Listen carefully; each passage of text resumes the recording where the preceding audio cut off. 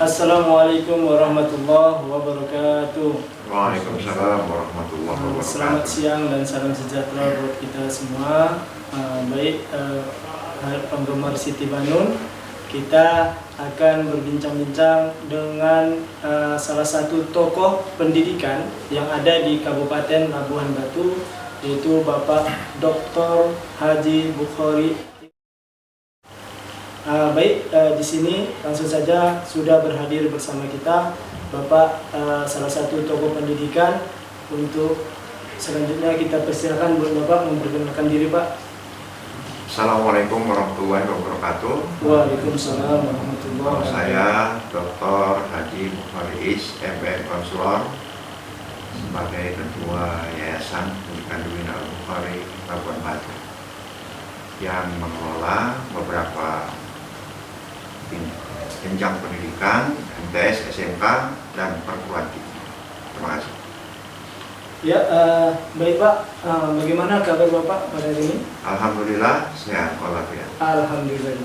Ya Pak, pada kesempatan ini kami akan berbincang-bincang dengan Bapak yang termasuk salah satu tokoh pendidikan yang ada di Kabupaten Labuhan Batu ini. Untuk yang pertama Pak, bagaimana pandangan Bapak tentang pendidikan di Kabupaten Labuhan Batu ini, Pak? Pandangan saya terhadap pendidikan yang ada di Labuhan Batu, seluruh stakeholder sepertinya serius untuk menangani masalah pendidikan. Hal ini saya kemukakan berdasarkan indikasi-indikasi bahwa dalam masalah pembangunan secara kognitif, kemudian afektif dan psikomotorik, semua menjadi satu perhatian bagi seluruh stakeholder yang ada di Labuhan Batu. Ya, terima kasih Pak. Untuk selanjutnya, pandangan Bapak tentang COVID-19 ini terhadap pendidikan, gimana Pak kira-kira? COVID-19 ini memang menjadi satu perhatian yang serius bagi kita dalam dunia pendidikan. Namun kegiatan pendidikan itu tidak boleh berhenti karena COVID. Kalau kita berhenti karena COVID, berarti kita akan tertinggal oleh dunia lain atau negara-negara yang lain. Nah, program yang dilakukan oleh pemerintah mensiasati COVID ini, kita harus dapat melaksanakan aktivitas dengan new normal. Nah, inilah yang harus kita tegakkan. Disiplin new normal itu yang harus kita tegakkan, sehingga seluruh aktivitas guru siswa itu dapat berjalan, namun tetap mengikuti protokol kesehatan. Nah, jadi protokol kesehatan itu kalau kita kaitkan dengan konsep Islam, ya sangat bagus sekali, ya kan? Karena protokol kesehatan itu yang pertama adalah cuci tangan. Konsep Islam, kita jangan lepas wudhu, kan begitu kan? Apalagi ini di bulan Ramadan, ya kan?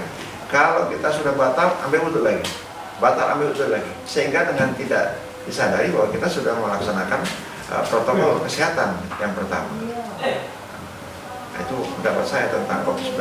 Jadi kegiatan aktivitas semua berjalan, tapi tetap kita memperhatikan dengan protokol kesehatan. Dan kalau kita menggunakan daring, daring itu harus dilakukan dengan semaksimal mungkin dan harus melalui pantauan-pantauan yang jelas, baik yang dilakukan oleh guru, sekolah, kemudian orang tua, apalagi bagi masih tingkat SD, SMP, SMA, dan SMK, itu peran orang tua masih mengontrol kegiatan anaknya dalam menggunakan handphone. Kalau tidak terkontrol menggunakan handphone, ini sangat berbahaya, karena kita nggak tahu apa yang bisa dibuka di sana. Dan kalau untuk perguruan tinggi ini lebih mudah lagi penggunaannya, karena mereka sudah lebih memahami wawasan pendidikan dan perlunya pendidikan itu, sehingga agak lebih mudah. Walaupun saya sebagai dosen juga merasa pembelajaran dengan cara daring aja kepada mahasiswa masih kurang efektif. Kenapa? Karena banyak hal-hal yang kita sampaikan kadang-kadang pemahamannya masih kurang pas. Jadi memang perlu juga luring itu sangat diperlukan, tapi dalam batas-batas tertentu yang tetap mengacu pada protokol kesehatan. Kira-kira. Ya, Pak, terima kasih ya Pak. Untuk selanjutnya, bagaimana harapan Bapak mengenai pendidikan yang ada di Labuhan Batu ini? Harapan saya tentang pendidikan di Labuan Batu, ya kita tidak boleh hanya mengandalkan aspek kognitif, tetapi yang paling utama adalah aspek afektif. Walaupun ketiga-tiganya kognitif, afektif dan psikologi penting, tapi aspek afektif ini juga yang sangat penting. Karena kalau afektif tidak diperhatikan, ini akan dapat mengganggu kognitif dan psikomotorik. Contoh, ya kan, kalau dia seorang yang ahli dalam bidang komputer, nah ini kalau dia hanya memiliki kognitif, sementara afektif tidak diikuti, ini bisa menyalahgunakan ilmu yang ada di sini. Mungkin juga disiplin ilmu yang lain. Maka konsep dari pemerintah melalui sistem pendidikan nasional dengan akhlakul karimah itu sangat perlu kita tegakkan. Dan konsep akhlakul karimah ini, atau kita kadang-kadang sekarang ini dengan prinsip karakter, ini nggak bisa diajarkan. Karakter akhlakul karimah nggak bisa diajarkan, yang bisa ditularkan. Artinya apa? Seorang siswa kita harapkan punya karakter yang bagus, akhlakul karimah yang bagus. Tidak akan terwujud kalau tidak diawali oleh gurunya memberikan uswah, contoh. Yang bisa menular.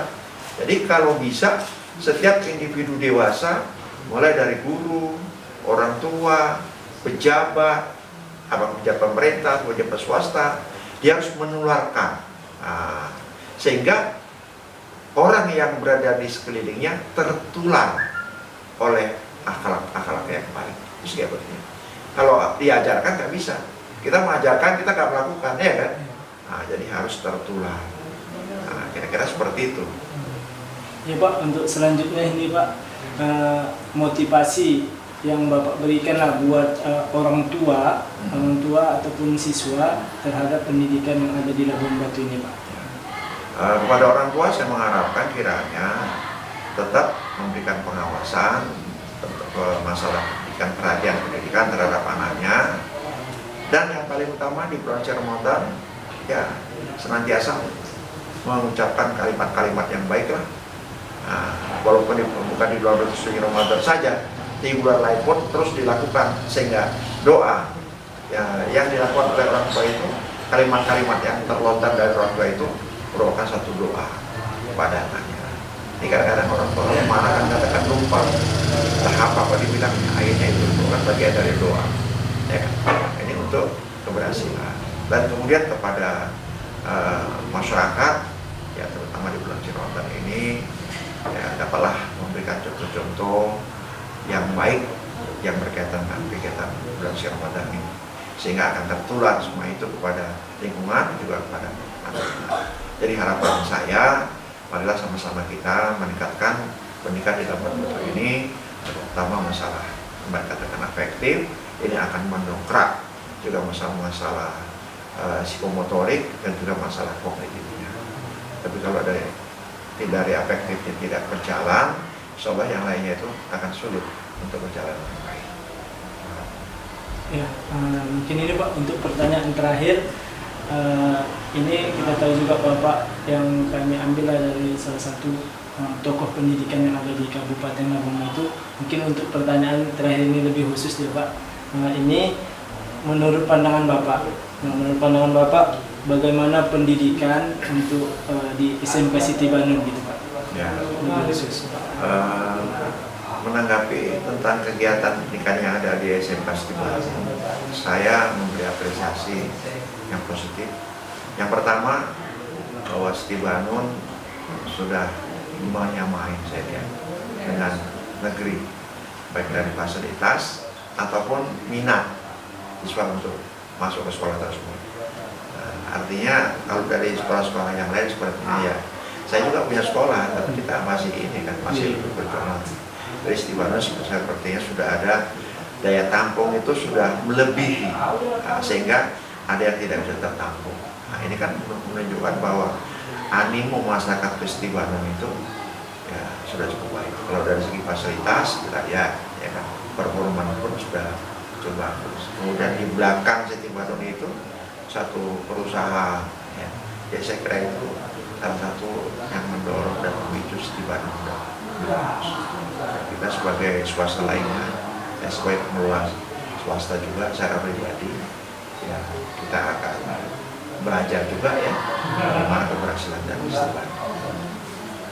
Ya Pak, mungkin terima kasih atas kesempatan dan waktu yang Bapak berikan, dan kami juga sangat termotivasi, khususnya Bapak salah satu tokoh yang sebagai contoh buat kami, yaitu tokoh pendidikan di Kabupaten Labuhan Batu ini. Mungkin sekian Pak untuk wawancara kita pada pagi hari ini. Ya, baik pemirsa, kita telah mewawancarai salah satu tokoh pendidikan yang ada di Kabupaten Labuhan Batu, dan sudah kita dengarkan bersama-sama, itulah motivasi dari salah satu tokoh pendidikan yang ada di Kabupaten Labuhan Batu, yaitu Bapak Dr. Haji Bukhari Kons Ins. Ya, mungkin ini ya bagi pemirsa penggemar SMK Siti Bandung, sekianlah wawancara kita pada pagi hari ini. Kita sudahi dengan Assalamualaikum warahmatullahi wabarakatuh. Waalaikumsalam warahmatullahi wabarakatuh.